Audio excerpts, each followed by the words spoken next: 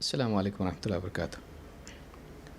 ان الحمد للہ نحمده ونستعینه ونستغفره ونعوذ باللہ من شرور انفسنا ومن سیئات اعمالنا من يهده الله فلا مضل له ومن يضلل فلا هادي له واشهد ان لا اله الا الله وحده لا شريك له واشهد ان محمدا عبده ورسوله اما بعد فإن خير الحديث كتاب الله وخير الهدي هدي محمد صلى الله عليه وعلى آله وسلم وشر الأمور محدثاتها وكل محدثة بدعة وكل بدعة ضلالة وكل ضلالة في النار۔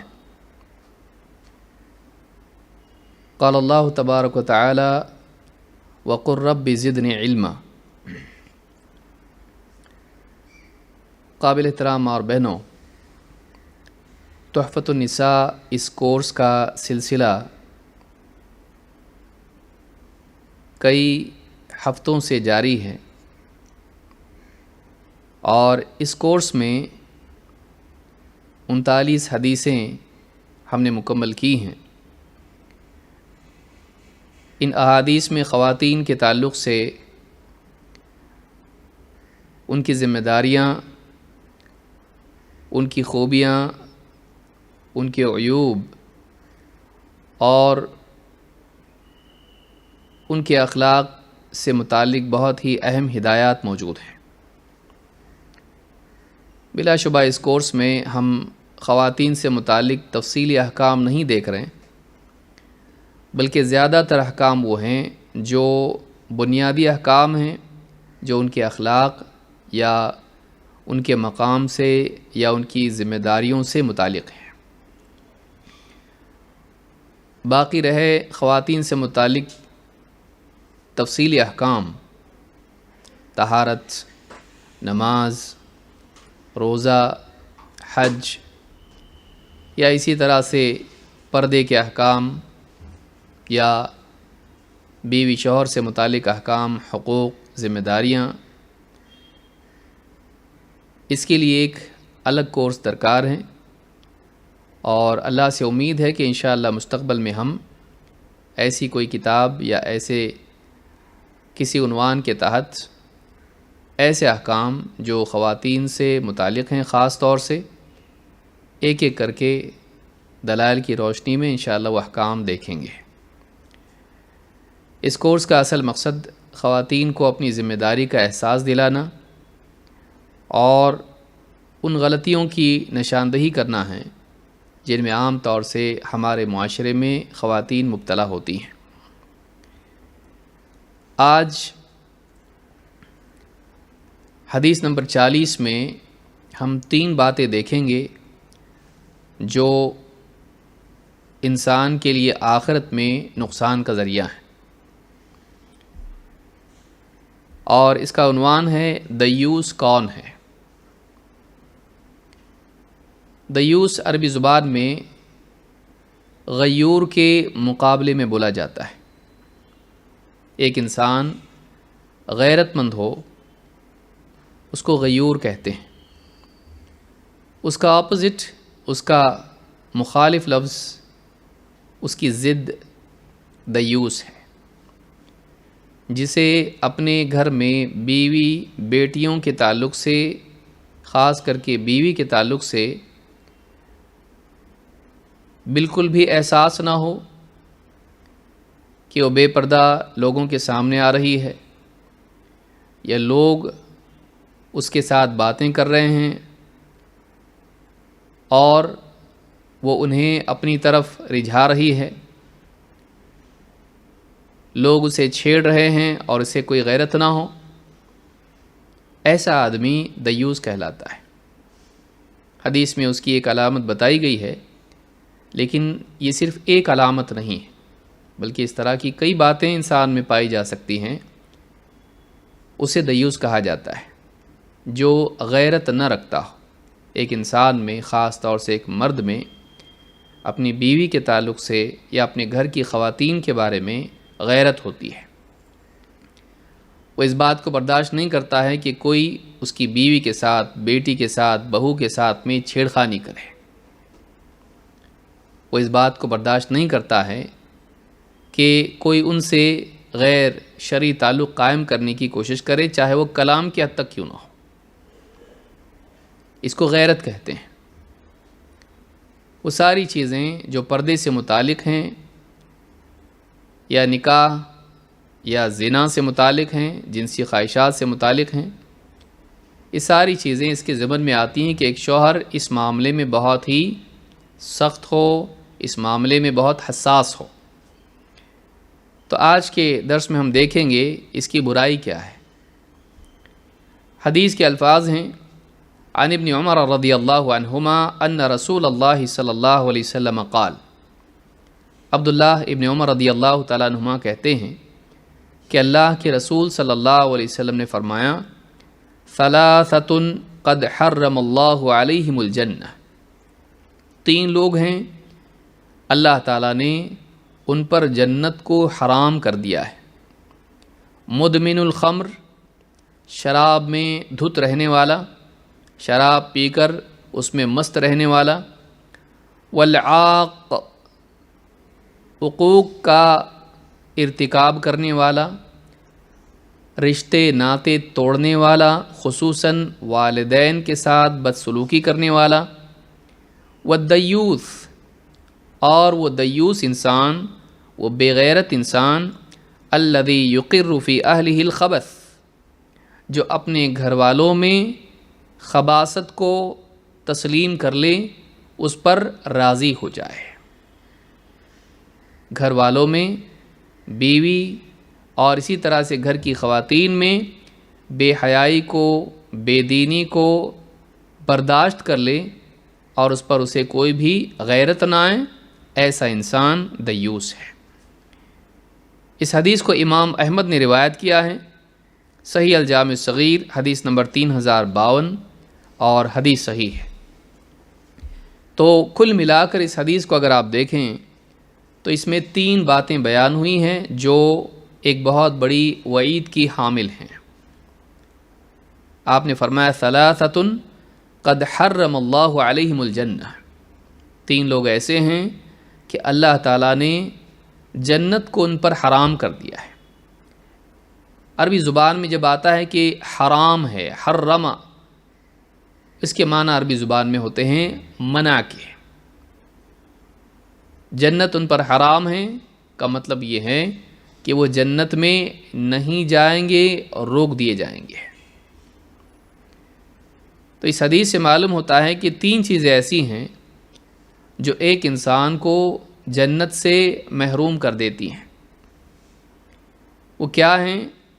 نمبر 1، شراب میں مست رہنا، یعنی نشہ کرنا، کیونکہ خمر ہر اس چیز کو کہتے ہیں جس میں نشہ ہوتا ہے، چاہے وہ وائن ہو، چاہے وہ ڈرگز ہوں، یا اس طرح کی کوئی اور نشہ دلانے والی چیز ہو۔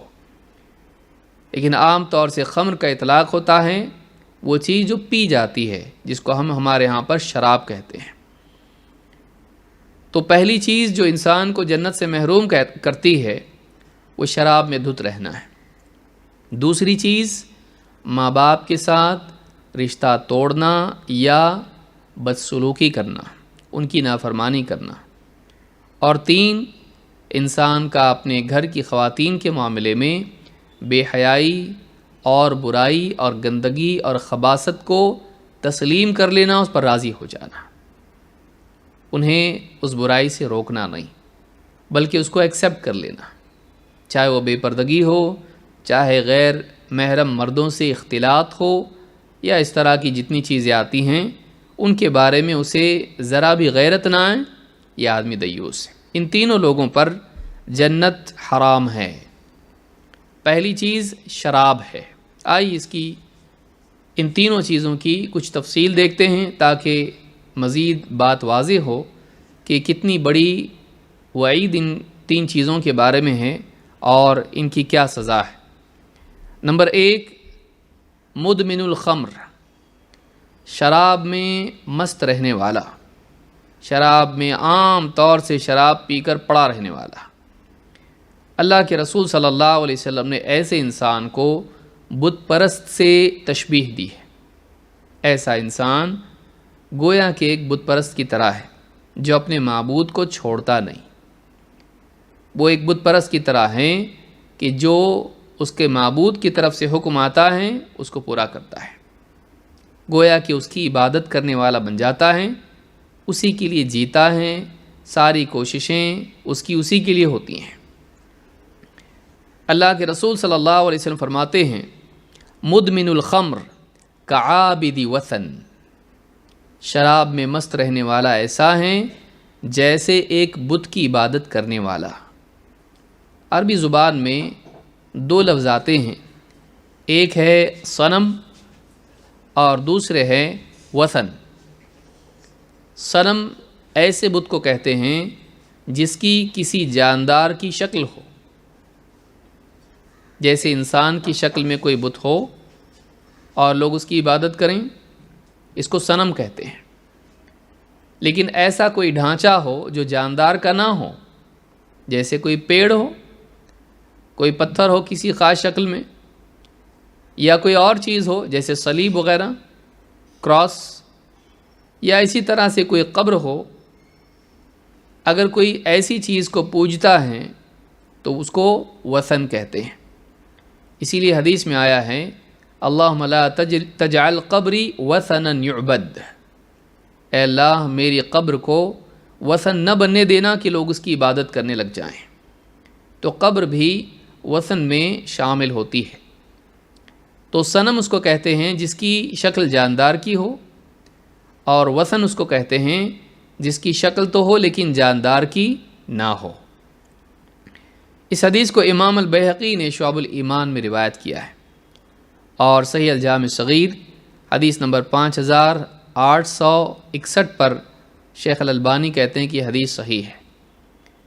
اسی طرح سے ایک اور حدیث ہے جس میں اللہ کے نبی صلی اللہ علیہ وسلم فرماتے ہیں من مات وهو مدمن خمر لقی اللہ وهو کعابد وثن، وہ شخص جو اس حال میں مر جائے کہ شراب میں مست تھا، شراب کا عادی تھا، شراب میں پڑا رہتا تھا، شراب پی کر نشے میں مست رہتا تھا، اگر وہ اسی حال میں مر جائے، شراب پی کر اسی نشے کی حالت میں مر جائے، لقی اللہ وهو کعابد وثن، اللہ تعالیٰ سے وہ ایسے حال میں ملے گا جیسے کوئی بت پرست ہوتا ہے۔ اس حدیث کو امام الطبرانی نے الکبیر میں روایت کیا ہے، اور صحیح الجامع صغیر حدیث نمبر 6549 پر یہ حدیث موجود ہے اور حدیث صحیح ہے۔ اس سے معلوم ہوتا ہے کہ ایسا انسان جو شراب کا عادی ہو، بہت ممکن ہے اسے اسی حال میں موت آئے۔ انسان کو شراب سے دور رہنا چاہیے، بلکہ آج عام طور سے شراب کے ساتھ ساتھ نشے کی اور بھی صورتیں پیدا ہو گئی ہیں۔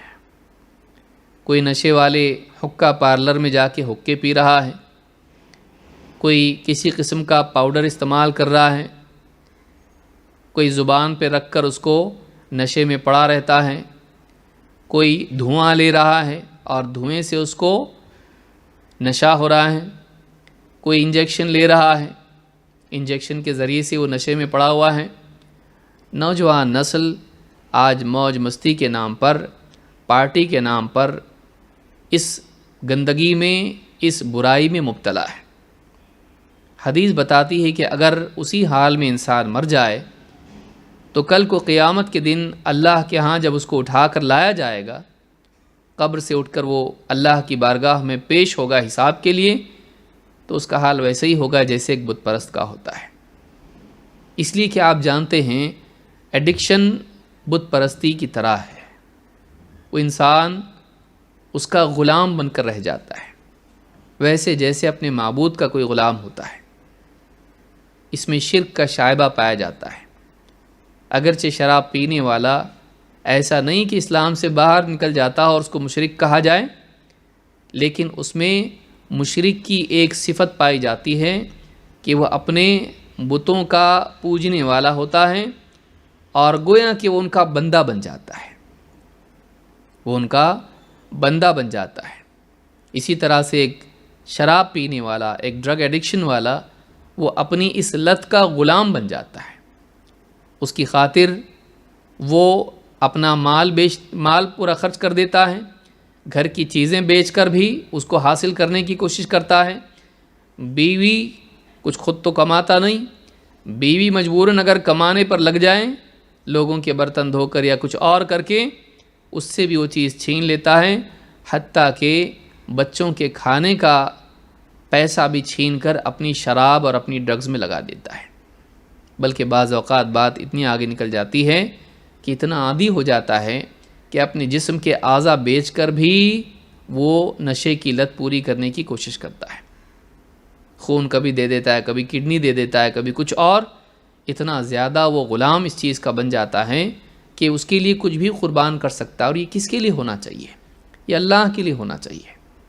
قل ان صلاتی ونسکی ومحیای ومماتی للہ رب العالمین لا شریک لہ وبذلک امرت وانا اول المسلمین۔ اے نبی آپ کہیے، میری نماز، میری قربانی، میرا جینا، میرا مرنا اللہ رب العالمین کے لیے ہے، اس کا کوئی شریک نہیں، اور مجھے اسی بات کا حکم دیا گیا ہے، اور میں اس کا پہلا فرما بردار ہوں، میں پہلا مسلمان ہوں اس حکم کو ماننے والا۔ تو ایک مسلمان کا مزاج تو یہ ہوتا ہے کہ اپنے سارے وجود کو اللہ کے لیے وقف کرتا ہے، اللہ کا پابند بنتا ہے، کسی ایسی چیز کا عادی نہیں بنتا ہے جو اسے بالکل جکڑ لیں اور غلام بنا لے، اس حد تک کہ وہ گویا کہ اس کا معبود بن جائے۔ ایڈکشن میں یہی ہوتا ہے، اور عام طور سے آپ دیکھیں گے کہ ڈرگ ایڈکشن میں یا شراب کے نشے میں چور لوگوں کا یہی حال ہوتا ہے۔ آج نوجوان نسل کو بچانے کی ضرورت ہے۔ ماں باپ کو اپنی اولاد کے بارے میں حساس ہونا چاہیے، کہاں جا رہا ہے، کن لوگوں کے ساتھ رہ رہا ہے، اس کا حال کیا ہے، یہ ساری چیزیں ماں باپ کی ذمہ داری کہ وہ دیکھیں۔ آج بہت سے نوجوان اس لت میں، اس بیماری میں مبتلا ہیں، اس سے نکلنا بہت مشکل ہو جاتا ہے، اور اس کی وجہ سے ان کا کریئر خراب ہو جاتا ہے، جسم کی صلاحیتیں ختم ہو جاتی ہیں، تعلقات بگڑ جاتے ہیں، اور پھر وہ کچھ کرنے لائق نہیں رہتے ہیں۔ اس لیے نوجوانوں کو خاص طور سے اس سے بچانا ضروری ہے۔ عثمان ابن عفان رضی اللہ تعالیٰ عنہ فرماتے ہیں، فاجتنبوا الخمر، نشے سے، شراب سے، خمر سے بچو، فإنها واللہ لا يجتمع الایمان وادمان الخمر الا لیوشک ان یخرج احدہما صاحبہ۔ فرماتے ہیں اس لیے نشے سے بچو، اس لیے کہ اللہ کی قسم، واللہ قسم کھا کے کہہ رہے ہیں، فإنها واللہ لا یجتمع الایمان وادمان الخمر، ایمان اور نشے میں دھت رہنا دونوں جب کسی انسان کے دل میں جمع ہو جاتے ہیں، الا لیوشک ان یخرج احدہما صاحبہ، تو ان میں سے ایک دوسرے کو باہر نکال دیتا ہے۔ شراب کا نشہ اور اس کا عادی ہونا اور ایمان، یہ دونوں چیزیں جب دل میں جمع ہوتی ہیں تو یا تو ایمان شراب کی لت کو نکال دے گا، یا پھر شراب کی لت، شراب کے نشے کی عادت ایمان کو دل سے نکال دے گی۔ دو میں سے ایک ہوگا، جو طاقتور ہوگا وہ کمزور کو باہر نکال پھینکے گا۔ اگر ایمان قوی ہے، اللہ کے احکام کا پاس و لحاظ ہے، تو پھر اس ایمان کی غیرت، اس ایمان کا لحاظ ایک انسان کو نشے کی عادت سے بچا لے گا۔ لیکن اگر نشے کی عادت اتنی قوی ہے کہ اس کے لیے سب کچھ چھوڑ سکتا ہے، تو پھر ایک وقت ایسا بھی آئے گا کہ ایمان اتنا کمزور ہو جائے گا اور یہ عادت اتنی قوی ہو جائے گی کہ ایمان کو دل سے نکال کے باہر پھینک دے گی، اور انجام یہ ہوگا کہ انسان کفر پر مرے گا اور آخرت میں اللہ کے ہاں بت پرست کی طرح اٹھایا جائے گا۔ شراب پیتے ہی آدمی کافر نہیں ہوتا، اس حدیث سے بھی سمجھ میں آتا ہے، لیکن جب عادی بن جاتا ہے تو ایک کے بعد ایک ایسے مواقع آتے ہیں کہ پھر وہ دل میں اتنا رچ بس جاتا ہے کہ پھر ایمان کمزور کمزور کمزور ہوتا ہوا اتنا کمزور ہو جاتا ہے کہ پھر شراب کی عادت ایک دھکا دے دے تو ایمان دل کے باہر نکل جاتا ہے۔ لہٰذا اس چیز سے بچنا چاہیے اور اپنی اولاد کو بھی خاص طور سے بچانا چاہیے۔ تو اس روایت کو امام النسائی نے اپنی کتاب السنن میں روایت کیا ہے، حدیث نمبر 5666، اور یہ اثر، یہ قول صحابی کا ہے، اس لیے اس کو اثر عربی زبان میں کہتے ہیں۔ صحابہ کے اقوال کو اثر کہتے ہیں اور اس کی جمع ہے آثار۔ تو صحابی کا قول یہ ہے اور اس کی سند صحیح ہے اور اس کو موقوف کہتے ہیں۔ صحابی کے اقوال کو موقوف کہتے ہیں اور نبی صلی اللہ علیہ وسلم کی احادیث کو مرفوع کہا جاتا ہے۔ تو اس اثر سے یہ بات سامنے آتی ہے کہ شراب کی عادت ایمان کو ختم کرنے والی ہوتی ہے، وہ دیمک کی طرح ہوتی ہے، جیسے باہر سے لکڑی دکھائی دیتی ہے کہ ٹھیک ٹھاک ہے، لیکن اندر سے وہ کھوکھلی ہو جاتی ہے اور ایک وقت آتا ہے کہ ذرا سا دھکا دینے پر بھی وہ ٹوٹ جاتی ہے۔ اسی طرح سے ایمان بھی اس عادت سے کمزور ہو جاتا ہے اور بالکل کھوکھلا ہو جاتا ہے۔ دوسری جو چیز ہے وہ حقوق الوالدین، ماں باپ کے ساتھ بدسلوکی کرنا، ان کی نافرمانی کرنا، ان سے رشتہ توڑنا۔ اللہ کے نبی صلی اللہ علیہ وسلم فرماتے ہیں ثلاثۃ لا ينظر اللہ الیہم یوم القیامہ، 3 لوگ ہیں قیامت کے دن اللہ تعالیٰ ان کی طرف دیکھے گا بھی نہیں۔ یہ دیکھنا رحمت کے طور پر ہوگا کہ اللہ تعالیٰ ان پر رحمت کی نگاہ بھی نہیں ڈالے گا۔ دنیا میں بھی آپ دیکھیں جس سے سخت نفرت ہوتی ہے اس کی طرف ہم دیکھتے بھی نہیں اور دیکھنا بھی پسند نہیں کرتے۔ اس سے اعراض کرنا، اس کو دیکھنے سے اوائڈ کرنا اس کی حقارت ظاہر کرتا ہے کہ اتنا ہم اس کو گھٹیا سمجھتے ہیں کہ دیکھنا بھی پسند نہیں کرتے ہیں۔ اللہ رب العالمین کی طرف سے بندے کی طرف نظر نہ کرنا اس بندے کے گنہگار ہونے اور اس کے حقیر اور برے ہونے کی طرف دلالت کرتا ہے۔ فرمایا کہ 3 لوگ ایسے ہیں کہ اللہ تعالیٰ قیامت کے دن ان کی طرف دیکھے گا بھی نہیں۔ یہ کون لوگ ہیں؟ نمبر 1 العاق لوالدیہ، ایک وہ شخص ہے جو اپنے ماں باپ کے ساتھ بدسلوکی کرتا تھا، ان کی بات نہیں مانتا تھا، ان کا خیال نہیں رکھتا تھا، ان کے ساتھ اکرام سے پیش نہیں آتا تھا، ان کو تکلیف دیتا تھا۔ العاق لوالدیہ۔ نمبر 2 ومدمن الخمر، ومدمن الخمر، شراب میں دھت رہنے والا، اس کے بارے میں ابھی آپ دیکھ چکے ہیں۔ والمنان بما اعطا، اور احسان جتانے والا کہ جو بھی دے اس پر احسان جتائے۔ کسی کے ساتھ احسان کریں تو اس کے ساتھ کیا کریں؟ احسان جتائیں، اپنی بڑائی کے لیے یا اس کو ذلیل کرنے کے لیے، شہرت کے لیے یا اس انسان پر اپنا دباؤ بنانے کے لیے۔ والمنان بما اعطا، جو کچھ دے اس کو جتائے۔ تو یہ جو 3 چیزیں ہیں اللہ کے نبی صلی اللہ علیہ وسلم فرماتے ہیں اللہ تعالیٰ ایسے انسان کی طرف دیکھے گا بھی نہیں۔ اس سے معلوم ہوتا ہے کہ یہ بھی ایک بڑا گناہ ہے۔ آج ہم غور کریں اپنے حال پر، سماج کے اندر والدین کے ساتھ بدسلوکی، شراب اور نشہ اور اسی طرح سے احسان جتانا، یہ چیزیں عام دکھائی دیتی ہیں۔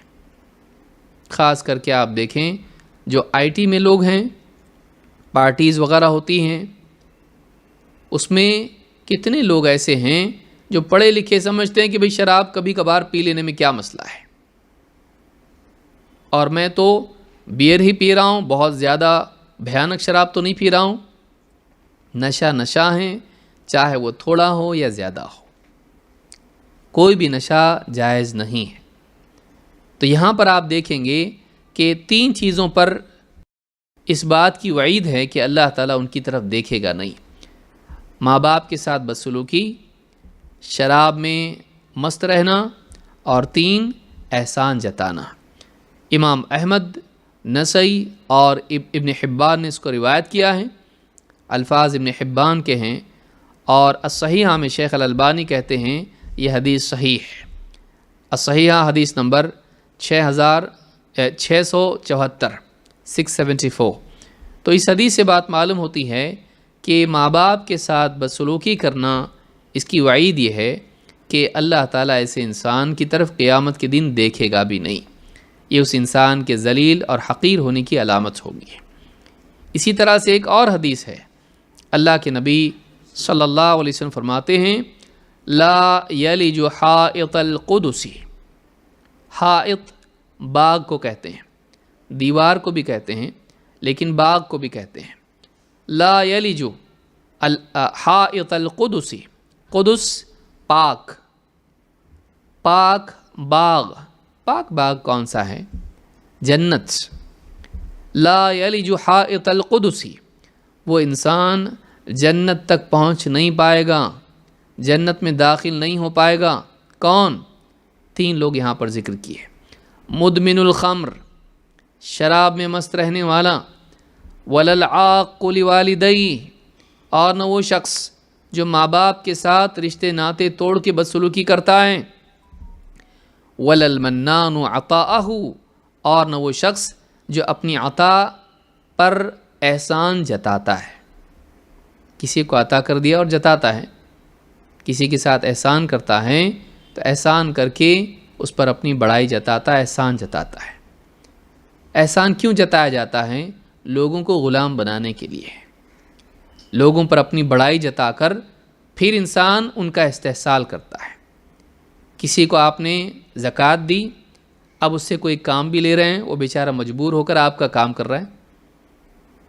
کسی کو آپ نے تعاون کر دیا، 4 لوگوں کے درمیان آپ نے اس کو یاد دلایا تاکہ لوگوں کے سامنے معلوم ہو کہ آپ نے اس پر احسان کیا ہے۔ اللہ کے نبی صلی اللہ علیہ وسلم فرماتے ہیں ایسا آدمی جنت میں نہیں جائے گا، ایسا انسان جنت میں نہیں جائے گا۔ ہاں، شکایت کے طور پر اگر کوئی انسان آپ کے ساتھ بدسلوکی کرتا ہے تو ایسی صورت میں اگر آپ کہیں وہ اس میں شامل نہیں ہے۔ جیسے ماں باپ ہے، اولاد اگر سرکشی کرنے لگے، ماں باپ کہے ہم نے تجھ کو پال پوس کے بڑا کیا، تیرے لیے اتنی قربانیاں دیں، یہ صلہ تو دے رہا ہے، تو یہ احسان جتانا نہیں ہوا۔ یہ حل جزاء الاحسان الا الاحسان، اس بات کو یاد دلانا ہے کہ بھلائی کا بدلہ بھلائی کسی اور کیا ہو سکتا ہے۔ جب ہم نے تیرے ساتھ بھلائی کی اپنے طور پر، تو تیرا بھی فرض بنتا تھا کہ ماں باپ کا تو خیال رکھتا۔ تو ماں باپ کا یہ بولنا، اب سرکش اولاد یہ کہے گی دیکھو حدیث میں آیا کہ احسان مت جتا اور تم احسان جتا رہے ہو، یہ بے غیرت اولاد ہے۔ یہ بے غیرت اولاد ہیں جو ماں باپ کے دکھ کے وقت میں ان کی تکلیف سے نکلنے والے الفاظ پر ایسا کہے، تو یہ وہ جتانا نہیں ہے۔ اسی لیے آپ دیکھیں اللہ کے نبی صلی اللہ علیہ وسلم کے زمانے میں جب آپ صلی اللہ علیہ وسلم نے کچھ مال تقسیم کیا تو کچھ نوجوانوں کی زبان سے نکل گیا کہ دیکھو آپ ان کو دے رہے اور ہم کو نہیں۔ تو اللہ کے نبی صلی اللہ علیہ وسلم نے سارے لوگوں کو جمع کیا اور کہا کیا تم گمراہ؟ ایسا نہیں تھا کہ تم گمراہ تھے تو اللہ نے میرے ذریعے تم کو ہدایت دی، اور آپ نے احسانات جتائے اور اس کے بعد میں آپ نے کچھ باتیں کی۔ تو اس سے معلوم ہوتا ہے کہ اگر لوگوں میں کسی غلطی کو دیکھنے کے بعد، شکایت کو دیکھنے کے بعد، کوتاہی کو دیکھنے کے بعد اگر ایک انسان ان کو اپنے احسانات یاد دلاتا ہے تاکہ ان کو احساس دلائے کہ میں نے تمہارے ساتھ ظلم نہیں کیا ہے، میں نے تمہارے ساتھ ظلم نہیں کیا ہے، اگر اس نسبت سے یاد دلاتا ہے تو یہ غلط نہیں ہے۔ لیکن یہ نہیں کہ ایک انسان اپنی شہرت کے لیے، دباؤ ڈالنے کے لیے اور لوگوں میں اپنی بڑائی جتانے کے لیے احسان کسی پر جتائے، یہ حرام ہے، یہ جائز نہیں ہے۔ تو ان دونوں میں فرق بھی یاد رکھنا ضروری ہے، ورنہ بعض اوقات اولاد جو ہے ماں باپ کو ہی کہنے لگتی ہے آپ سب کی کیا فائدہ، آپ احسان جتا رہے ہو، حدیث میں منع ہے۔ ایسی اولاد جاہل ہیں، ایسی اولاد کو جاننا چاہیے کہ ماں باپ تڑپ کر کہہ رہے ہیں، نہ کہ تجھ کو احسان جتا کر انجوائے کرنے کے لیے ہے، دونوں میں فرق ہوتا ہے۔ اس حدیث کو امام احمد نے روایت کیا ہے، صحیح ترغیب حدیث نمبر 2363، اور حدیث کے بارے میں شیخ الالبانی کہتے ہیں یہ حدیث صحیح لغیرہ ہے، یعنی ایسی کئی حدیثوں سے مل کر حسن درجے کی حدیث بھی صحیح لغیرہ کے مرتبے کو پہنچتی جب وہ کئی سندوں سے حدیث مروی ہو۔ تو اس میں بھی 3 لوگ آئے ہیں، شراب میں دھت رہنے والا، ماں باپ سے بدسلوکی کرنے والا، اور احسان جتانے والا۔ ایک اور حدیث ہے جس سے ایک بات معلوم ہوتی ہے کہ ماں باپ کے ساتھ بدتمیزی کرنا، بدسلوکی کرنا، احسان فراموشی کرنا، اس کا وبال نہ صرف آخرت میں سامنے آتا ہے بلکہ دنیا میں بھی۔ اللہ کے نبی صلی اللہ علیہ وسلم فرماتے ہیں اثنان یعجلہم اللہ فی الدنیا، 2 گناہ ایسے ہیں، 2 چیزیں ایسی ہیں کہ اللہ تعالیٰ جلد ہی دنیا میں ان کی سزا دے دیتا ہے۔ اللہ تعالیٰ آخرت تک، قیامت کے دن تک اس سزا کو روک کے نہیں رکھتا ہے۔ بہت سارے گناہوں کی سزا اللہ تعالیٰ روک کے رکھتا ہے، آخرت میں سزا ہوگی، دنیا میں نہیں ہوتی۔ لیکن یہ گناہ ایسے ہیں، 2 گناہ، ان کی سزا اللہ تعالیٰ روک کر نہیں رکھتا بلکہ دنیا ہی سے اس کی سزا شروع ہو جاتی ہے، اور وہ کیا ہیں؟ البغی وعقوق الوالدین۔ البغی سرکشی، دوسروں کے خلاف جارحیت، دوسروں پر ظلم و زیادتی، اور وعقوق الوالدین، اور ماں باپ کے ساتھ بدسلوکی۔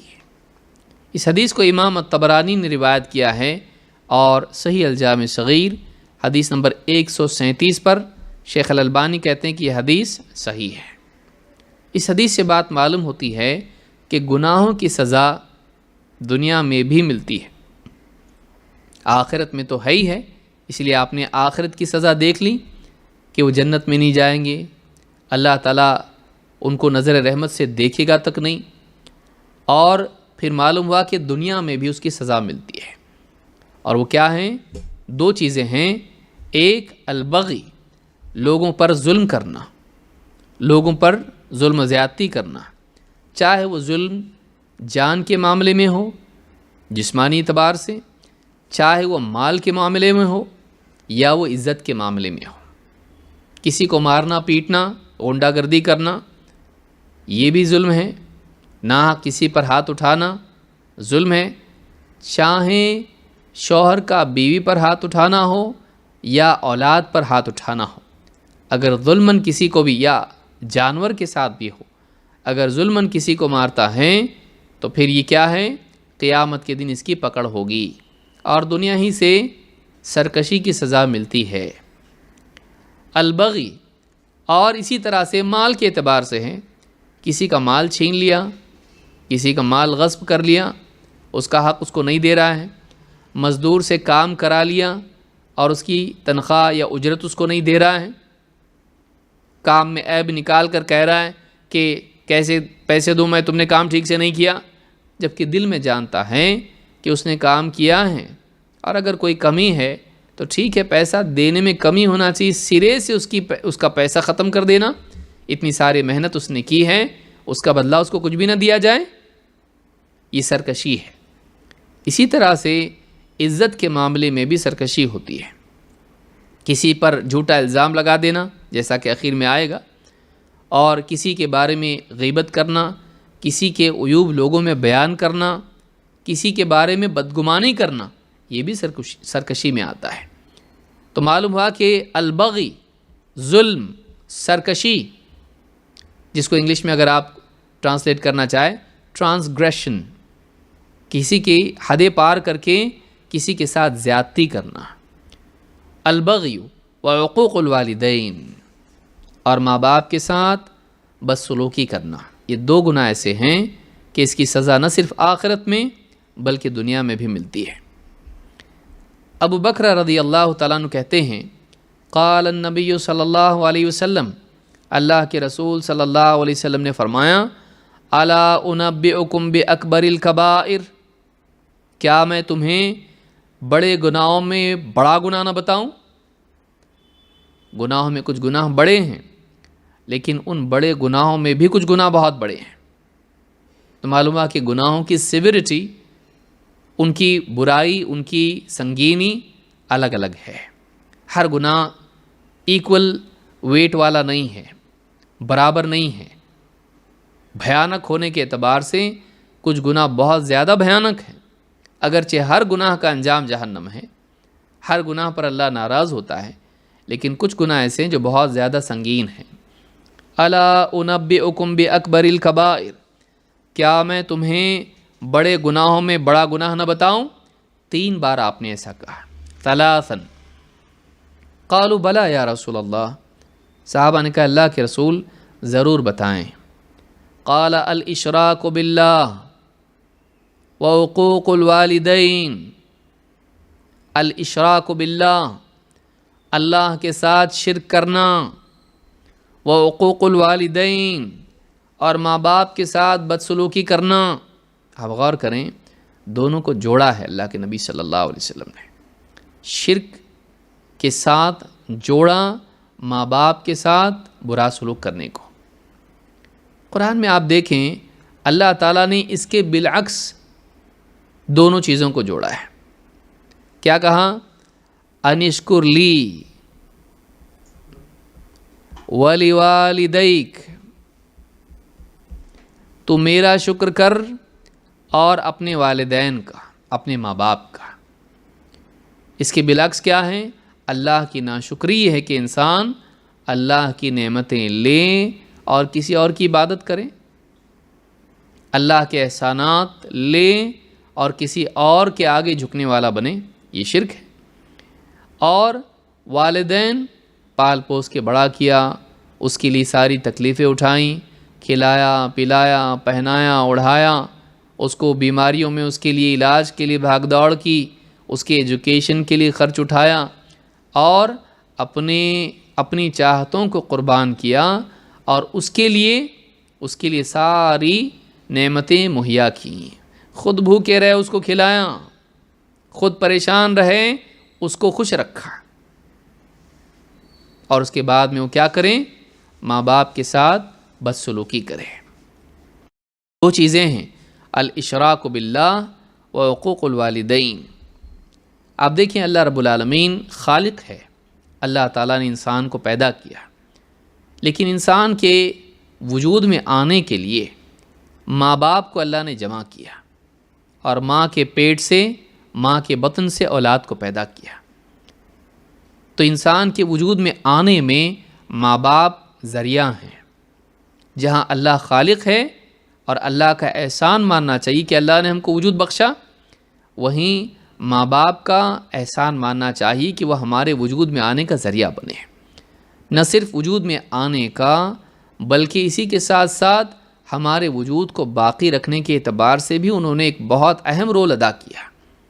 ہمیں کھلایا پلایا، پروان چڑھایا، اللہ کی طرف سے نعمتیں آئیں اور انہوں نے ذریعہ بن کر یہ سارا کام کیا۔ تو دونوں کو جوڑا ہے اللہ تعالیٰ نے، یہاں بھی اور یہاں بھی۔ اللہ کے نبی صلی اللہ علیہ وسلم نے شرک کے بعد بڑا گناہ بتایا، ماں باپ کے ساتھ بدسلوکی کرنا۔ اس سے اس کی سنگینی معلوم ہوتی ہے کہ یہ کس کیٹیگری میں رکھنے جیسا گناہ ہے۔ اس کو اگر رکھا جائے تو شرک کے ساتھ رکھا جاتا ہے، یہ اتنا بھیانک گناہ ہے۔ وَجَلَسَ وَكَانَ مُتَّكِئًا، صحابی کہتے ہیں کہ اللہ کے رسول صلی اللہ علیہ وسلم اٹھ کے بیٹھ گئے۔ وَجَلَسَ وَكَانَ مُتَّكِئًا، آپ ٹیک لگائے بیٹھے تھے۔ فقال الا وقول الزور، الا وقول الزور، صحابی کہتے ہیں فما زال يكررها حتى قلنا ليته سكت، آپ کہتے رہے الا وقول الزور، خبردار، جھوٹی گواہی، جھوٹا الزام۔ قول الزور میں جھوٹا الزام، جھوٹی گواہی، باطل باتیں سب شامل ہیں۔ خصوصاً کسی پر تہمت لگانا، کسی کے خلاف جھوٹی گواہی دینا۔ آپ نے کہا الا وقول الزور، خبردار جھوٹی گواہی سے بچو، جھوٹی گواہی سے بچو۔ صحابی کہتے ہیں کہ اتنا بولتے رہے آپ، ٹیک لگا کے بیٹھے تھے، ٹیک چھوڑ کے اٹھ کے بیٹھ گئے اور کہنے لگے خبردار جھوٹی گواہی، خبردار جھوٹی گواہی، بچو، اس سے بچو۔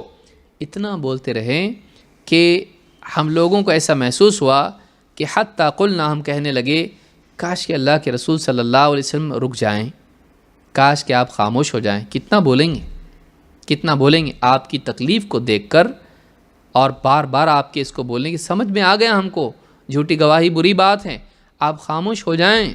ہم کہنے لگے کاش کہ اللہ کے رسول صلی اللہ علیہ وسلم خاموش ہو جائیں۔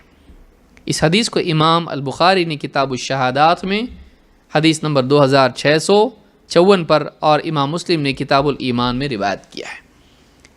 اس حدیث سے معلوم ہوتا ہے کہ یہ 3 گناہ بہت بڑے ہیں۔ ایک، اللہ کے ساتھ شرک، اللہ کے ساتھ شرک، دوسرے ماں باپ کے ساتھ بدسلوکی، اور تیسرے جھوٹی گواہی ہے۔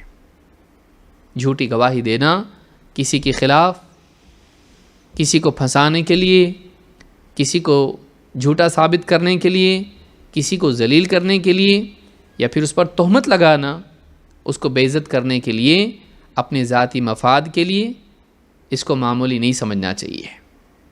یہ شرک اور حقوق الوالدین کے ساتھ رکھا جانے والا گناہ ہے۔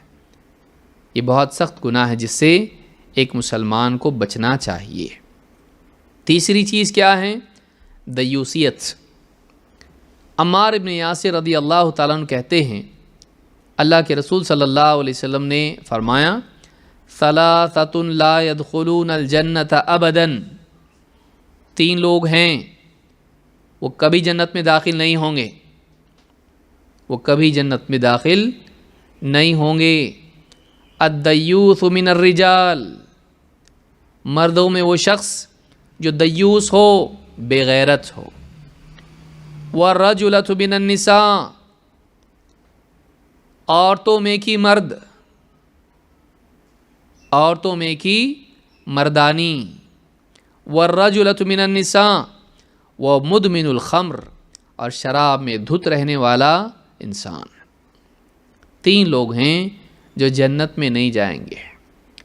ایک الدیوس، مردوں میں سے، دوسری عورتوں میں سے مردانی، اور تیسری چیز، تیسرا شخص شراب میں دھت رہنے والا انسان۔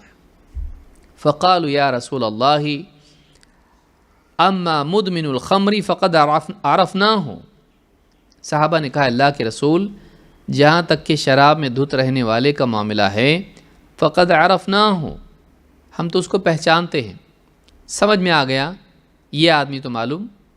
فمد دیوث من الرجال، بے غیرت مرد کون؟ الدیوث کون ہے؟ قال الذی لا یبالی من دخل علی اہلہ، آپ نے کہا وہ آدمی جسے کوئی پرواہ نہ ہو کہ اپنی عورتوں کے پاس کون آدمی داخل ہوتا ہے، اس کے گھر میں پرایا مرد خواتین میں داخل ہوتا ہے اور اسے کوئی پرواہ اس کی نہیں ہے۔ بے پردہ گھر کی عورتیں ہیں، ان کے ساتھ جا کے کوئی بھی پرایا مرد بیٹھ جاتا ہے، ہنسی مذاق کرتا ہے اور انہیں دیکھتا ہے اور ان کے ساتھ باتیں کرتا ہے، تعلق قائم کرتا ہے، کوئی اس کو پرواہ نہ ہو کہ اس کے گھر میں کون جاتا ہے۔ فمد دیوث، کہا کہ فمد دیوث من الرجال، قال الذی لا یبالی، اسے کوئی پرواہ نہیں، من دخل علی اہلہ، کہ اس کی بیوی کے پاس، اس کی گھر کی خواتین کے پاس کون جاتا ہے۔ قلنا فالرجلۃ من النساء، کا عورتوں میں سے مرد کون؟ قال التی تشبہ بالرجال، وہ عورت جو مردوں کی مشابہت اختیار کرتی ہے، مردوں جیسی بنتی ہے، مردوں کے جیسے بال، اس کے بھی ویسے بال، مرد جیسے چلنے میں ہوں ویسی ہی اکڑ کے یہ بھی چلتی ہے، مرد جیسا لباس پہنتے ہیں، مردوں کے ساتھ جو لباس خاص ہیں ویسا لباس یہ بھی پہنتی ہے، بات چیت میں مردوں جیسی بات کرتی ہے۔ اگر ایسا کسی کے اندر معاملہ پایا جاتا ہے جو اپنی نسوانیت کھو دے، جو مردوں کی طرح بن جائے، کہا فالرجلۃ من النساء، عورتوں میں سے مرد والی عورت، مرد جیسی عورت جو مرد بننے کی کوشش کریں، کہا کہ یہ بھی عورت ایسی ہے جو جنت میں نہیں جائے گی، جو جنت میں نہیں جائے گی۔ عورتوں کو اپنی آئیڈینٹی مینٹین کرنا چاہیے، عورت کو عورت رہنا چاہیے، مرد کو مرد۔ آپ بتائیے مردوں میں سے عورت کی طرح کوئی ہو جائے پسند آئے گا آپ کو؟ ایک مرد جو ہے عورتوں کی طرح باتیں کریں، ان کی طرح کپڑے پہنیں، ان کی طرح چلیں، ان کی اپنی ایک حیت ہے، مردوں کا اپنا ایک انداز ہے، عورتوں کا اپنا ایک انداز ہے، نہ ان کو ان کی طرح مشابہت جائز ہے نہ ان کو ان کی طرح۔ آج آپ دیکھیں معاشرے کے اندر عورتوں کو، خاص کر کے پڑھی لکھی بچیوں کو آپ دیکھیے، مردوں کی طرح ٹی شرٹ اور جینس پینٹ پہن کر بے پردگی کے ساتھ، اور بال بھی اتنے چھوٹے کہ کوئی اگر لائن میں کھڑا ہو پیچھے تو اس کو سمجھ میں نہ آیا کہ یہ لڑکا ہے کہ لڑکی ہے۔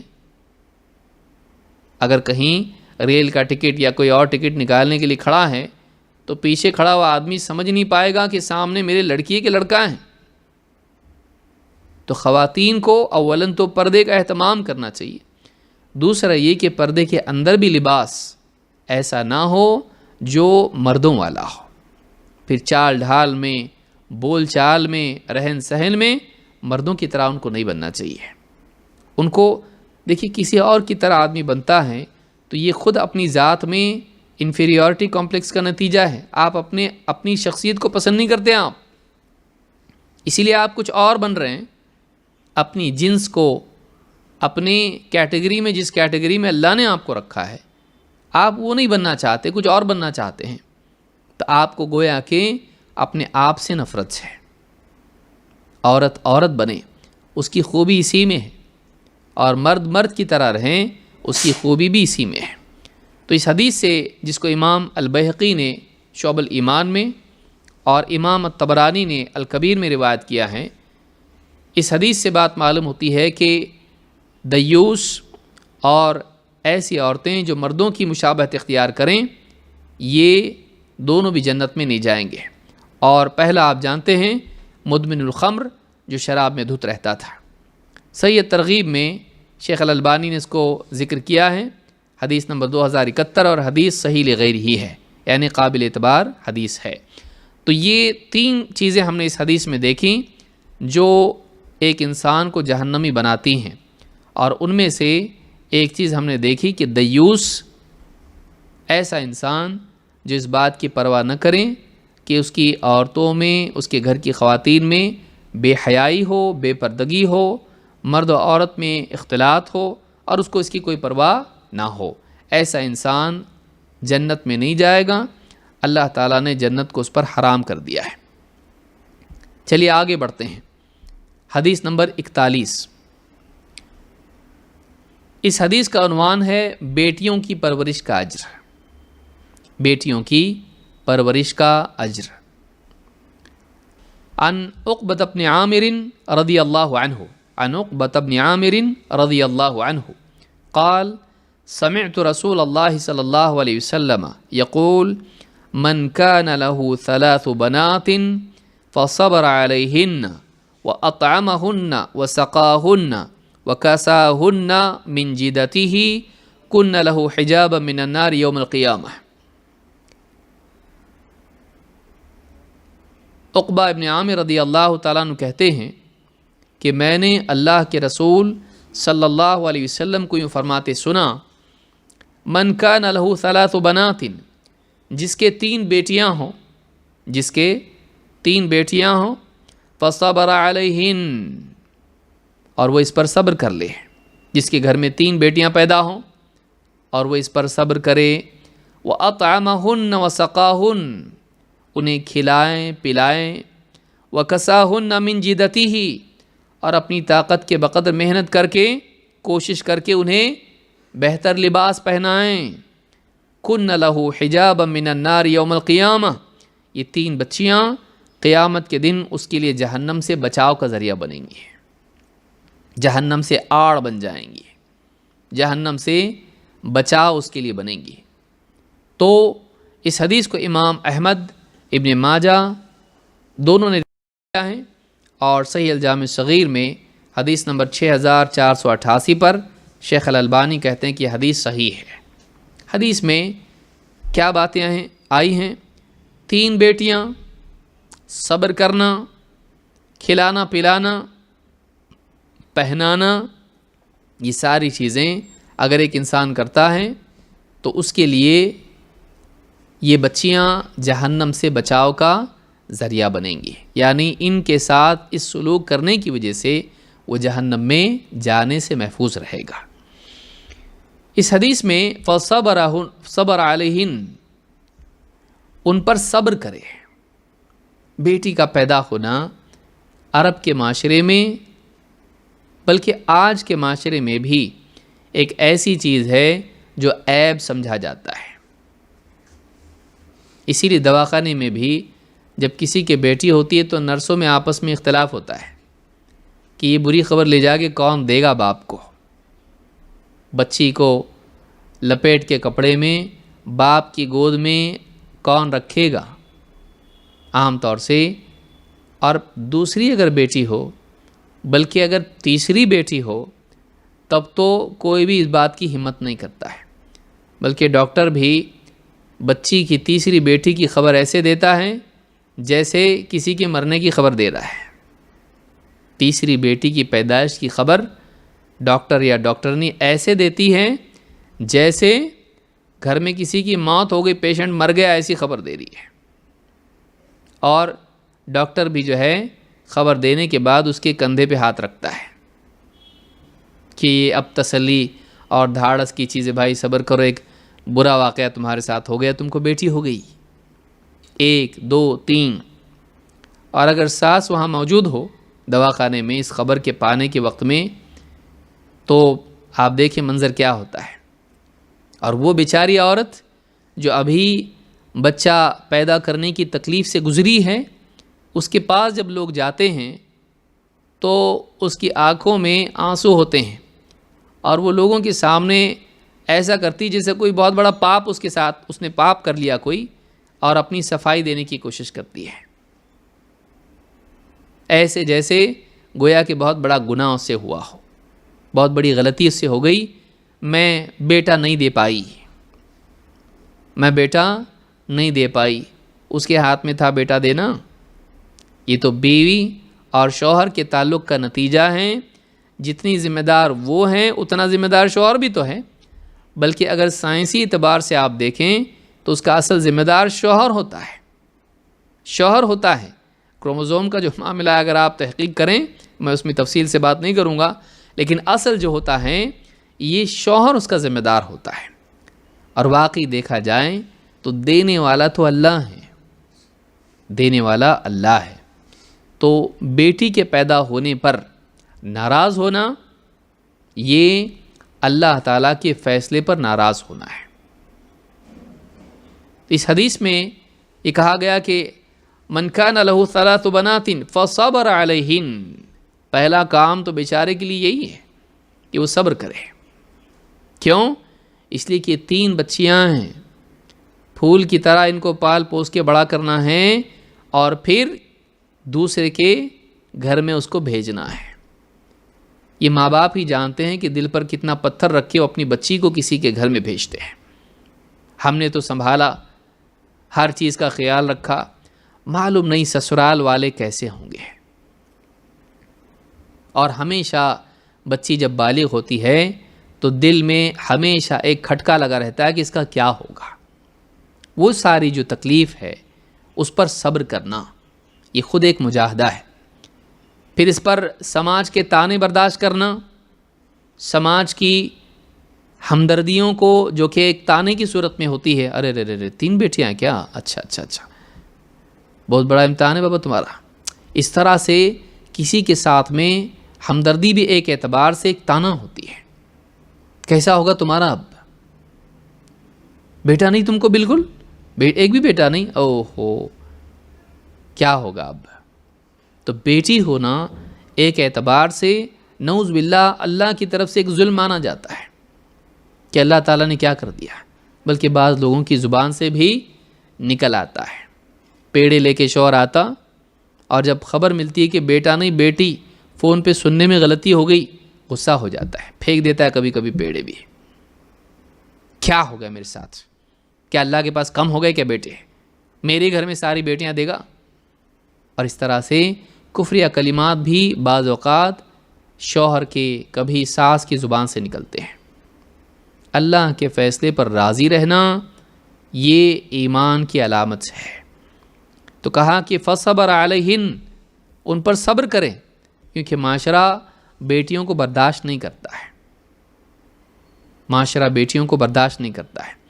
وہ صبر کر لے، لوگوں کے طعنے کو برداشت کر لے، لوگوں کی بیجا اس پر رحم دلی کو برداشت کر لے، اور بیٹیوں کے لیے جتنی بھی تکلیف اٹھانی پڑتی ہے اس کو برداشت کرے۔ بیٹا بڑھاپے کی لاٹھی سمجھا جاتا ہے، بیٹیاں پرائے گھر کا دھن سمجھی جاتی ہیں کہ دوسروں کے گھر میں بھیجنا ہے اس کو، بڑھاپے میں کیا کام آئیں گی بیٹیاں۔ فصبر علیہن وَأَطْعَمَهُنَّ وَسَقَاهُنَّ وَكَسَاهُنَّ مِنْ جِدَتِهِ، اور اپنی طاقت کے بقدر جتنا بھی اللہ نے رزق اس کو دیا ہے، جتنا بھی اللہ تعالیٰ نے مال و دولت اس کو دی ہے، اس کی رعایت کرتے ہوئے کھلائیں پلائیں پہنائیں۔ یہ نہیں کہ پوری دنیا کا سب سے مہنگا کھانا اور مہنگا لباس اس کو پہنے، نہیں، اللہ نے تجھ کو جتنا دیا ہے اس میں سے جو تیرے بس میں ہے اتنے کا تو مکلف ہے۔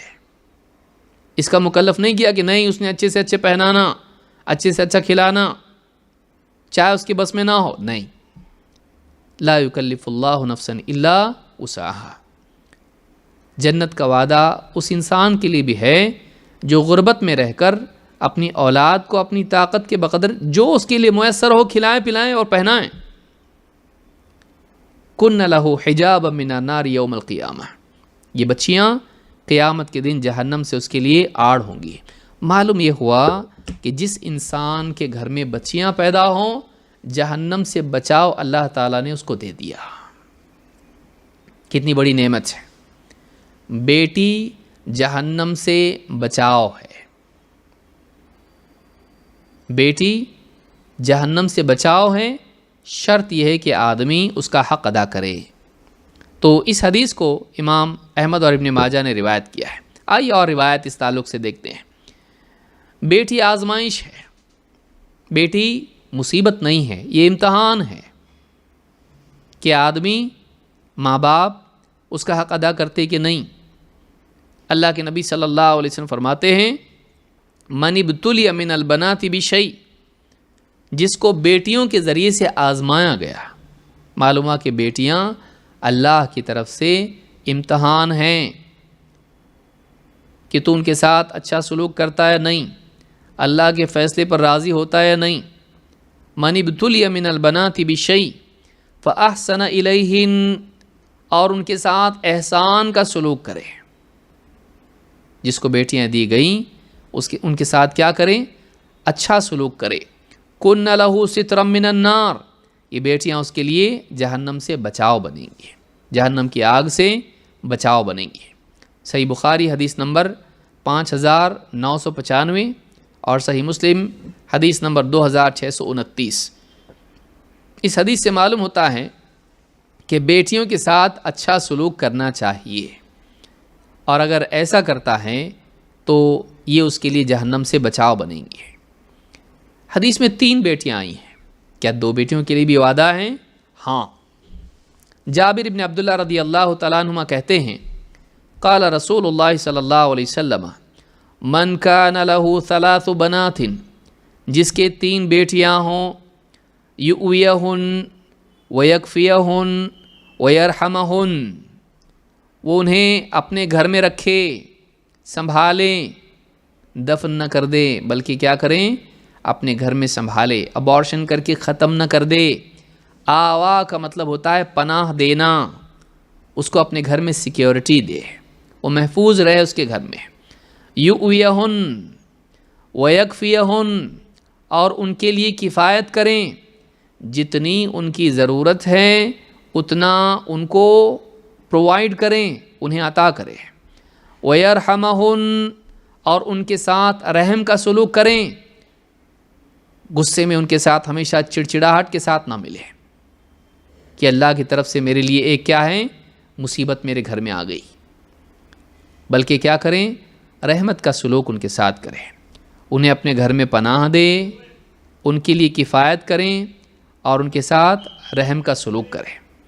فقد وجبت لہ الجنت البتہ، آپ نے فرمایا اس کے لیے جنت واجب ہو گئی، وہ جنت میں جا کے رہے گا، وہ ضرور جنت میں جائے گا۔ پناہ دیں، کفایت کریں، رحم کریں۔ فقال رجل من القوم، لوگوں میں سے ایک شخص نے کہا وَاثْنَتَيْنِ یا رسول اللہ، اے اللہ کے رسول دو بھی، یعنی دو بیٹیاں ہوں تب بھی وعدہ ہے؟ قال وَاثْنَتَيْن، ہاں دو بھی، دو بیٹیوں کے ساتھ بھی اگر انہیں اپنے گھر میں پالے پوسیں اور ان کی ضروریات پوری کریں اور ان کے ساتھ رحم کا سلوک کریں، یہ رہائش کے اعتبار سے ہیں، یہ کھانے پینے اور لباس کے اعتبار سے ہیں، اور یہ سلوک کے اعتبار سے ہیں، انہیں اپنے گھر میں رکھیں اور ان کی ضرورتیں پوری کریں اور ان کے ساتھ اچھا سلوک کریں، یہ تین کام اگر کرتا ہے فرمایا وہ جنت میں جائے گا۔ تو کہا کہ دو، تین نہیں، دو اگر ہوں کسی کے بیٹیاں تو؟ کہا ہاں دو ہوں تب بھی، دو ہوں تب بھی۔ اس حدیث کو امام البخاری نے الادب المفرد میں روایت کیا ہے، اور الصحیحہ میں شیخ الالبانی کہتے ہیں کہ حدیث حسن درجے کی ہے۔ الصحیحہ میں حدیث نمبر 294 اور اسی طرح سے 2492 پر یہ حدیث موجود ہے۔ اس سے معلوم ہوا کہ دو بیٹیاں بھی اگر ہوں تب بھی یہ وعدہ ہے۔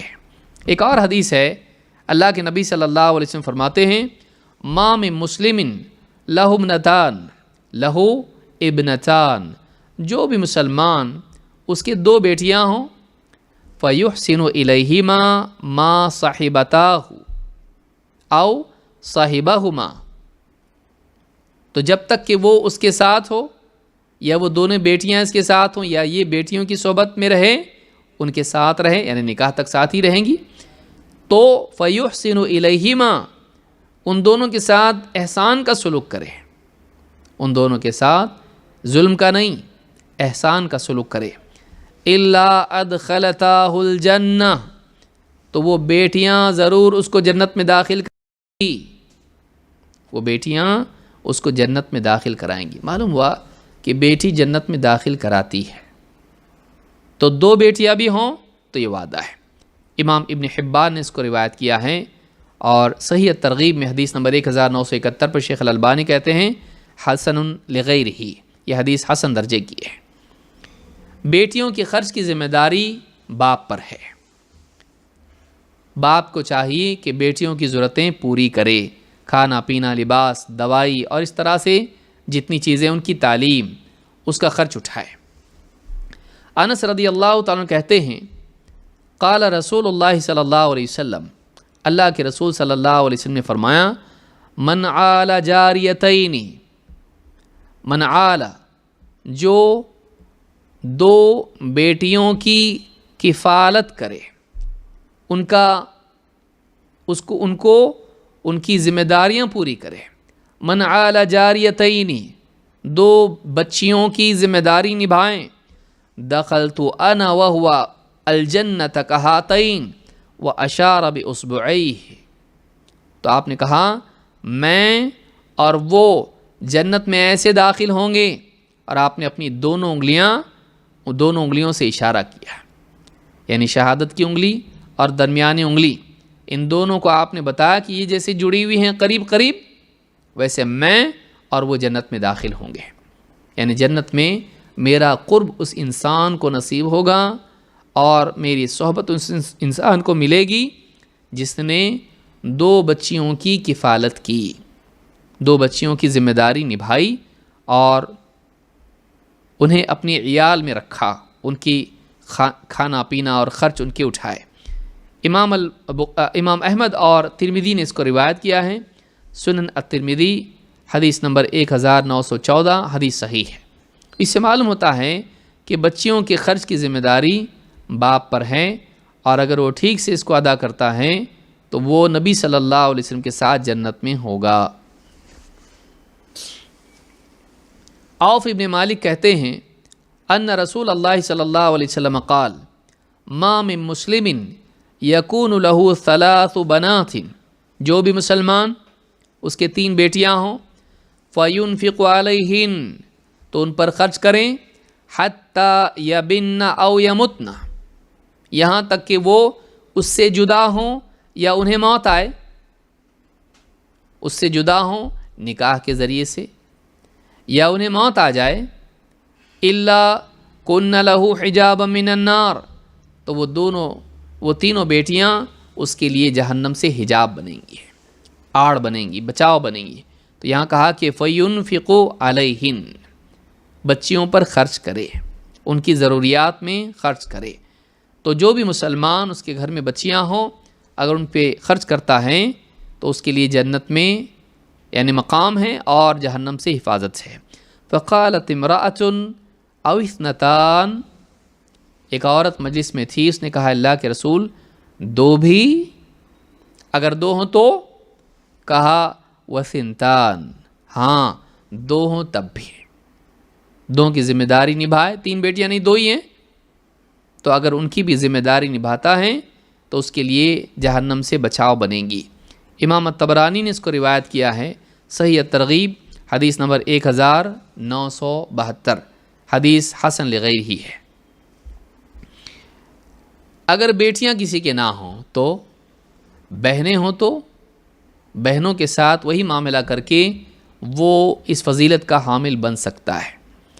اللہ کے رسول صلی اللہ علیہ وسلم فرماتے ہیں لا يكون لأحد 3 بنات او 3 اخوات، جو بھی شخص اس کے 3 بیٹیاں ہوں یا 3 بہنیں ہوں، فَيُحْسِنُ إِلَيْهِنْ، اور وہ ان کے ساتھ احسان کا سلوک کریں، إِلَّا دَخَلَ الْجَنَّةِ، وہ ضرور جنت میں داخل ہوگا۔ امام البخاری نے اپنی کتاب الادب المفرد میں اس کو روایت کیا ہے، حدیث نمبر 79 اور حدیث حسن درجے کی ہے۔ اس سے کیا معلوم ہوا؟ 3 بیٹیوں کی جو فضیلت ہے وہی 3 بہنوں کی بھی ہے۔ آج تو بہنوں کے معاملے میں آدمی بڑا کنجوس ہے، ہاں شادی کر کے دیا نا تمہاری اب جائیداد میں حصہ لینے مت آؤ، باپ کے مرنے کے بعد جائیداد میں حصہ نہیں دیتے۔ کیوں؟ اس لیے کہ تمہارے لیے ہم نے بہت کچھ کیا ہے، تم نے کیا ہے، باپ کی جائیداد کا حصہ ہم کو ملنا چاہیے۔ باپ کی جائیداد میں باپ کی وفات کے بعد بیٹیوں کا حصہ ہوتا ہے، لیکن کتنے بھائی ہیں جو واقعی دیتے ہیں؟ اچھا پوچھیں گے بھی تو کیسا پوچھیں گے؟ تو نہیں لے گی نا، یعنی مجبور ہو کے شرما کے وہ کہے نہیں آپ لوگوں نے جب اتنا سب کچھ میرے لیے کیا، شادی کر کے دیے، ہال کا اتنے لاکھ تھا، ہاں بینڈ کا اتنا لاکھ تھا، سہرے کا اتنا تھا، اور دولہے کے جوڑے کا اتنا تھا، سب کچھ تو کیا آپ نے، اب کیا مانگوں میں، کس منہ سے مانگوں؟ تو اس طرح سے فضول خرچی خود کرتے ہیں اپنی شان کے لیے۔ بھائی جو شادی کر کے دی اس کا جو تم نے کریڈٹ لیا، اس کے پیسے، اس کا کیا کریڈٹ تو لیا نا تم نے، تو مل گیا تم کو اس کو دنیا میں، اب بچیوں کی بیٹیوں کی جو جائیداد کا حصہ ہے اس کو تم کو دینا پڑے گا۔ ہمارا معاشرہ اس بارے میں بہت لاپرواہ ہے، بیٹیوں کی بہنوں کی جائیداد میں بہنوں کا حصہ عام طور سے لوگ نہیں دیتے ہیں۔ قیامت کے دن پوچھ ہوگی۔ تو کہا کہ 3 بیٹیاں یا 3 بہنیں اگر ان کے ساتھ احسان کا سلوک کرتا ہے تو جنت میں داخل ہوگا، لیکن اس میں شرط یہ ہے کہ مسلسل نگرانی بھی ہو۔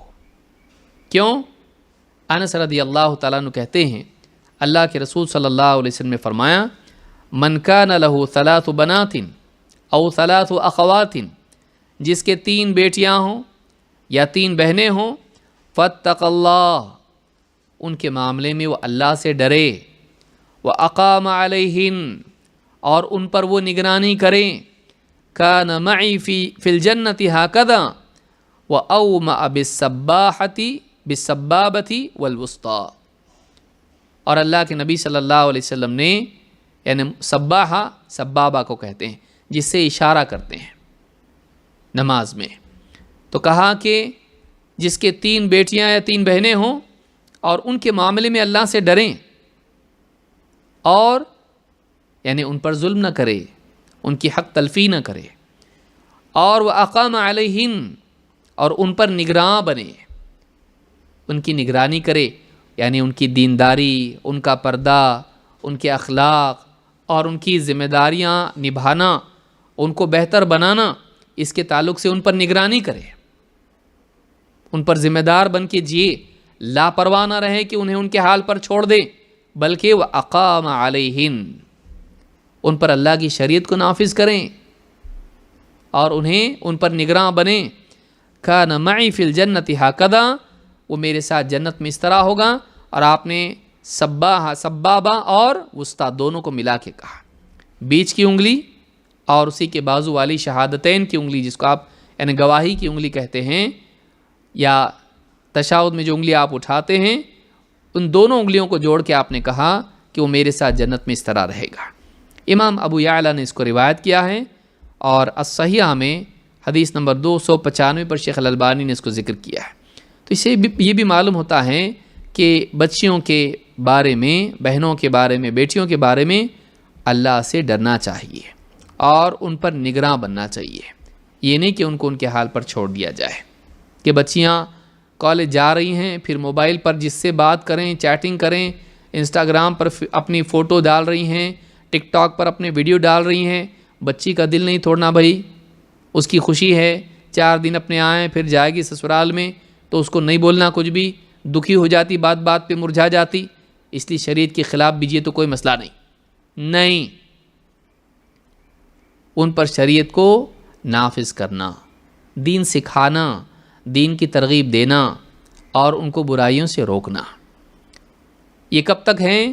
بالغ ہونے تک ان کی کفالت کرنا ضروری ہے۔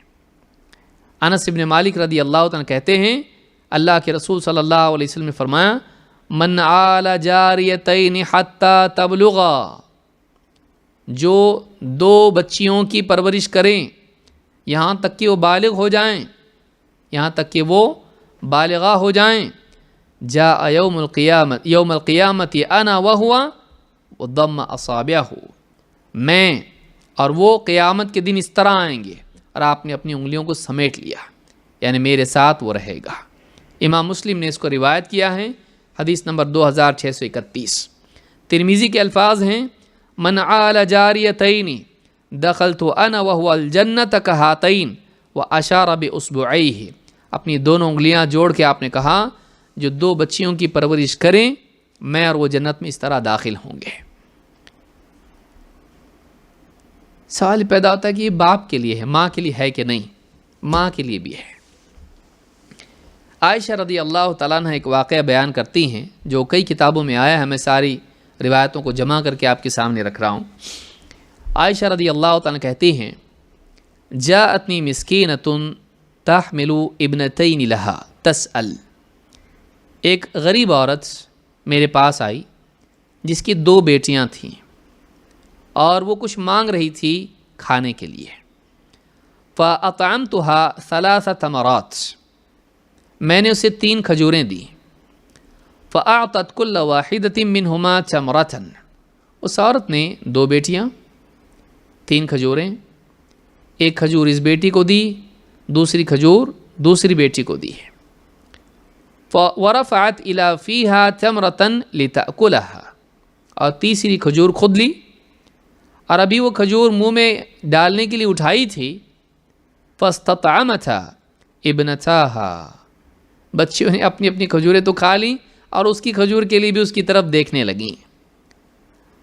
فشقت التمرة التي كانت تريد ان تأكلها بينهما، تو اس عورت نے کیا کیا، اس ایک کھجور کو اس کے 2 ٹکڑے کر کے، ایک ٹکڑا اس بچی کو، ایک ٹکڑا اس بچی کو کھلا دیا۔ ثم قامت فخرجت وابنتاها، پھر اٹھی اور حضرت عائشہ کے کمرے سے چلی گئی، اور ساتھ میں اس کی بچیاں بھی چلی گئیں۔ حضرت عائشہ فرماتی ہیں فَأَعْجَبَنِي شَأْنُهَا، مجھے اس کا یہ حال دیکھ کر بہت تعجب ہوا، یعنی رشک ہوا۔ فَدَخَلَ النَّبِيُّ صلی اللہ علیہ وسلم علینا، پس جب اللہ کے رسول صلی اللہ علیہ وسلم ہمارے پاس تشریف لائیں، فَذَكَرْتُ الَّذِي صَنَعَتْ لِرَسُولِ اللَّهِ صلی اللہ علیہ وسلم، تو میں نے اس عورت کا وہ عمل اللہ کے نبی صلی اللہ علیہ وسلم سے ذکر کیا۔ فَقَالَ مَا عَجَبُكِ، آپ نے فرمایا تجھے کیا تعجب ہوتا ہے اس پر؟ ان اللہ قد اوجب لها بها الجنہ او اعتقها بها النار، اللہ تعالیٰ نے اس کے اس عمل کی بنیاد پر اس کے لیے جنت واجب کر دی ہے، یا فرمایا اس کے اس عمل پر اللہ تعالیٰ نے اسے جہنم سے آزاد کر دیا۔ اور پھر آپ نے فرمایا من یلی من هذه البنات شیئا فاحسن الیہن کن له سترا من النار، اللہ تعالیٰ جس کسی کو ان بچیوں کے اوپر، بیٹیوں پر نگراں بنائیں، کسی کے حوالے یہ بچیاں کریں، کسی کو ان کا والی بنائیں، سرپرست بنائیں، اور پھر وہ ان کے ساتھ احسان کا سلوک کریں، تو یہ بچیاں اس کے لیے جہنم سے آڑ بن جاتی ہیں۔ اس حدیث کو امام البخاری نے کتاب الادب میں، صحیح بخاری کتاب الادب حدیث نمبر 5995، اور امام مسلم نے البر والصلۃ والآداب میں حدیث نمبر 2630 پر اس کو بیان کیا ہے، روایت کیا ہے۔ اس سے بات معلوم ہوتی ہے کہ یہی فضیلت جو باپ کے لیے تھی، اللہ کے نبی صلی اللہ علیہ وسلم نے اس عورت کے لیے بیان کی جس نے اپنی کھجور کے 2 ٹکڑے کر کے اپنی اولاد کو، اپنی بچیوں کو کھلا دیے۔ معلوم یہ ہوا کہ یہ فضیلت جہاں باپ کے لیے ہے، وہیں یہ فضیلت ماں کے لیے بھی ہے، اور ماں کی قربانی ایک اعتبار سے باپ سے بڑھ کے ہوتی ہیں۔ ایک اور حدیث میں اس بارے میں کچھ اور باتیں بھی آئی ہیں، صرف کھلانا پلانا نہیں، بلکہ اصل چیز دین بھی ان کو دینا ضروری ہے۔ بچیوں کی تربیت میں یہ بھی خیال رکھا جائے کہ کھلا پلا کے ان کو اچھا بنانا، اچھا پہنانا نہیں، اسی کے ساتھ ساتھ دین بھی ہونا چاہیے۔ اللہ کے رسول صلی اللہ علیہ وسلم فرماتے ہیں من عال 3 بنات، جو 3 بچیوں کی پرورش کریں، فأدبہن وزوجہن واحسن الیہن، انہیں ادب سکھائیں، انہیں ادب سکھائیں، بات کرنے کا ادب، کھانے پینے کا ادب، لباس کا ادب، پیشاب پاخانے کا ادب، اللہ کا ادب، رسول کا ادب، قرآن کا ادب، اسلام کے احکام کا ادب، بڑے چھوٹے کا ادب، انہیں ادب سکھائیں، انہیں ڈسپلن بنائیں، سونے جاگنے کے اعتبار سے، زندگی کے امور کے اعتبار سے، گھر گرستی کے اعتبار سے۔ فَأَدَّبَهُنْ، انہیں ادب سکھائیں، وَزَوَّجَهُنْ، اور ان کا نکاح کر دیں، وَأَحْسَنَ إِلَيْهِنْ، اور ان کے ساتھ احسان کا سلوک کریں۔ اسے بات ایک بھی اشارہ اس میں ملتا ہے کہ احسان کا سلسلہ نکاح کے بعد بھی ہونا چاہیے، کہ انہیں ادب سکھائیں، ان کا نکاح کر دیں اور ان کے ساتھ احسان کا معاملہ کریں۔ فَلَهُ الْجَنَّةُ، اس کے لیے جنت کا وعدہ ہے۔ امام ابو داؤد نے اسے روایت کیا ہے، صحیح ترغیب حدیث نمبر 1973، اور حدیث صحیح لغیرہ ہے۔ اس سے بات معلوم ہوتی ہے کہ بچیوں کو صرف کھلانا پلانا کافی نہیں ہے، بلکہ انہیں ادب سکھانا بھی ضروری ہے۔ بلکہ اگر دیکھا جائے، اگر مان لیجیے کسی کے نہ بہنیں ہیں نہ بیٹیاں ہیں، تو کیا وہ محروم ہے؟ نہیں، اس کے رشتہ داروں میں کوئی ایسا ہوگا جس کی وہ کفالت اور جس کے ساتھ حسن سلوک وہ کر سکتا ہے۔ مطلب ابن عبداللہ المخزومی کہتے ہیں دخلت علی ام سلمہ زوج نبی صلی اللہ علیہ وسلم، میں حضرت ام سلمہ نبی صلی اللہ علیہ وسلم کی زوج محترمہ ان کے پاس میں گیا۔ فقالت یا بنی الا احدثک بما سمعت من رسول اللہ صلی اللہ علیہ وسلم، کہا کہ اے بیٹے، کیا میں تمہیں وہ حدیث نہ سناؤں جو میں نے خود اللہ کے رسول صلی اللہ علیہ وسلم سے سنی تھی؟ قال قلت بلا یا امہ، کہا کہ ہاں اے اماں، ہم کو بتائیے، ضرور بتائیے۔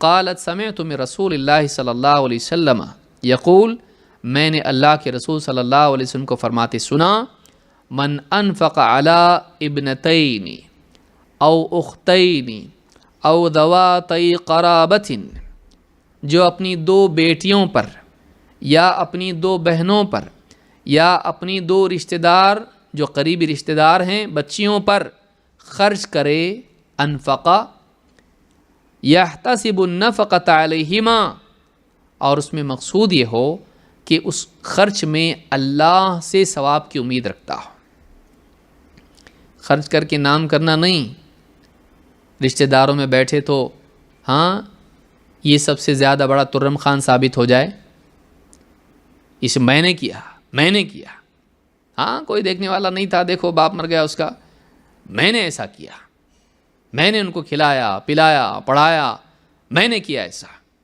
نام کے لیے کی ہوئی نیکی کچھ کام کی نہیں، آخرت میں وہ کوئی مقام نہیں دلائے گی، بلکہ وہ انسان آخرت میں بدنام ہوگا، اللہ کی نگاہ میں ناکام ہوگا۔ اللہ کے نبی صلی اللہ علیہ وسلم فرماتے ہیں کہ جو 2 بیٹیاں، 2 بہنیں یا 2 قریبی رشتہ دار بچیاں، ان کے اوپر خرچ کرے، ان کی ضروریات میں، یحتسب النفقۃ علیہما، اور اس خرچ میں ان پر ثواب کی، اللہ سے ثواب کی نیت کریں، اللہ سے امید رکھے کہ اللہ اس کا بدلہ دے گا، حتی یغنیہم اللہ من فضلہ عز وجل، یہاں تک کہ اللہ تعالیٰ اپنے فضل سے اس کو غنی کر دیں، یا انہیں یعنی ان کو مستغنی کر دیں، او یکفیہما، اور یا پھر وہ انہیں کافی ہو جائے اس خرچ میں، ذمہ داریوں میں، کانتا لہ سترا من النار، یہ 2 بچیاں اس کے لیے جہنم سے آڑ بن جائیں گی، جہنم سے آڑ بن جائیں گی۔